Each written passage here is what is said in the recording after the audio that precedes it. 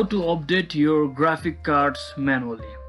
So hello guys, welcome back to my YouTube channel. In this video I'll be showing you how you can easily update your graphics card manually on your PC. So first thing, simply head over to your search menu and just search in for device manager,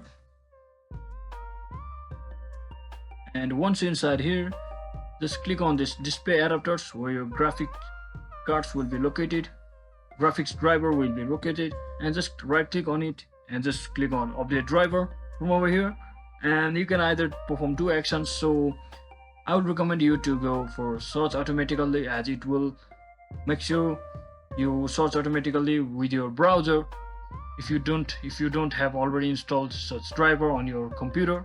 So do the same for other graphic cards available on your device as well.